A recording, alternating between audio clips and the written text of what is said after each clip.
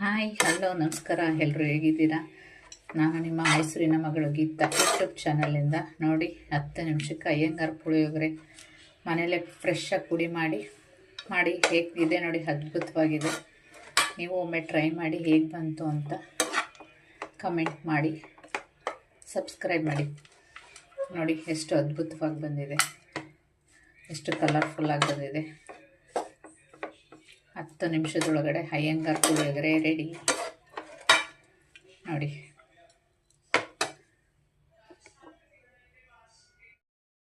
ಕಾಲು tea spoon ಮೆಂತ್ಯ, 1 tea spoon ಸೋಂಪು, 1 tea spoon ಜೀರಿಗೆ, 1 ಸ್ಪೂನ್ ಎಳ್ಳು, ಬಿಳಿ ಎಳ್ಳು, 2 ಸ್ಪೂನ್ ಧನಿಯಾ, ಅರ್ಧ ಸ್ಪೂನ್ ಮೆಣಸು, ಸ್ವಲ್ಪ ಕರಿಬೇವು, ಖಾರಕ್ಕೆ ಗುಂಟೂರು ಮೆಣಸಿನ್ಕಾಯಿ, ಕಲ್ಲರ್ಗೆ ಬ್ಯಾಡಗೆ ಮೆಣಸಿನ್ಕಾಯಿ.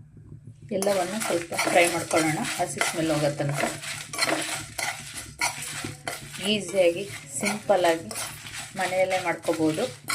ಯಾವುದು ಅಯ್ಯಂಗಾರ್ ಪುಳಿಯೋಗರೆ ನೀವು ಒಮ್ಮೆ ಟ್ರೈ ಮಾಡಿ, ತುಂಬ ಅದ್ಭುತವಾಗಿ ಬರುತ್ತೆ. ಹೊರಗಡೆ ಪ್ಯಾಕೆಟ್ ಪೌಡ್ರ್ ತಂದು ಮಾಡೋಕ್ಕಿಂತ ಮನೆಯಲ್ಲೇ ಇರೋಂಥ ಐಟಮ್ ಇದೆಲ್ಲ. ಎಲ್ಲ ನಿಮಗೆ ಗೊತ್ತಿದೆ, ಒಗ್ಗರಣೆಗೆ ಹಾಕೋಂಥ ಐಟಮೇ ಇಲ್ಲಿರೋದು. ಎಲ್ಲ ಹಾಕ್ಕೊಂಡು ಪುಡಿ ಮಾಡಿ 1 ನಿಮಿಷಕ್ಕೆ ರುಚಿಯಾಗಿರೋಂಥ ಅಯ್ಯಂಗಾರ್ ಪುಳಿಯೋಗರೆ ಮಾಡಿ ಸವಿರಿ. ಇದಕ್ಕೆ ಸ್ವಲ್ಪ ಅರಿಶಿನದ ಪುಡಿ ಹಾಕೊಳ್ಳೋಣ. ಸ್ವಲ್ಪ ಒಗ್ಗರಣೆಗೆ ಎಳ್ಳು ಬಿಸಿ ಮಾಡ್ಕೊಳ್ಳೋಣ.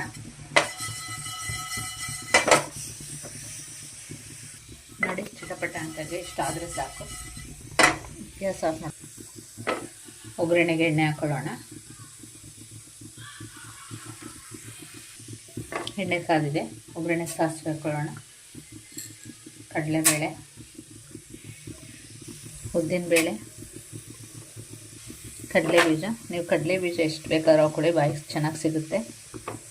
ಕರಿಬೇವು ಮತ್ತು ಒಣಮೆಣಸಿನ್ಕಾಯಿ,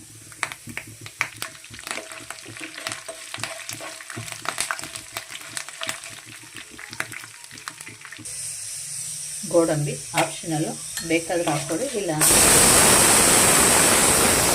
ನೋಡಿ. ಫ್ರೈ ಆಗಿದೆ, ಇಷ್ಟು ಫ್ರೈ ಆದರೆ ಸಾಕು. ಇದನ್ನು ತಗೊಬಿಡೋಣ. ಅಲ್ಲೇ ಸ್ವಲ್ಪ ಉಳ್ಕೊಂಡ್ರೂ ಪರವಾಗಿಲ್ಲ, ಮತ್ತೆ ಮಿಕ್ಸ್ ಮಾಡ್ಕೊತೀವಲ್ಲ. ನೋಡಿ, ಇದೇ ಎಣ್ಣೆಗೆ ನೆನೆಸಿರೋ ಅಂಥ ಹುಣಸೆಹಣ್ಣು ರಸ, ಇದಕ್ಕೆ ರುಚಿಗೆ ತಕ್ಕಷ್ಟು ಉಪ್ಪು, ಸ್ವಲ್ಪ ಬೆಲ್ಲ, ಸ್ವಲ್ಪ ಹಿಂಗು. ನೋಡಿ, ಕುದೀತಾ ಇದೆ. ಇದಕ್ಕೆ ಪುಡಿ ಮಾಡ್ಕೊಂಡಿರೋ ಅಂಥ ಪೌಡ್ರ್ ಹಾಕೊಳ್ಳೋಣ. ಮಿಕ್ಸ್ ಮಾಡ್ಕೊಳ್ಳೋಣ ಚೆನ್ನಾಗಿ. ಕಮ್ಮಿ ಇರಲಿ, ಗ್ಯಾಸ್ ಕಮ್ಮಿ ಮಾಡ್ಕೊಳ್ಳಿ. ಇದೆಲ್ಲ ಆಲ್ರೆಡಿ ಹುರಿದಿರೋದ್ರಿಂದ ಜಾಸ್ತಿ ಬೇಯಿಸೋ ಅವಶ್ಯಕತೆ ಇಲ್ಲ.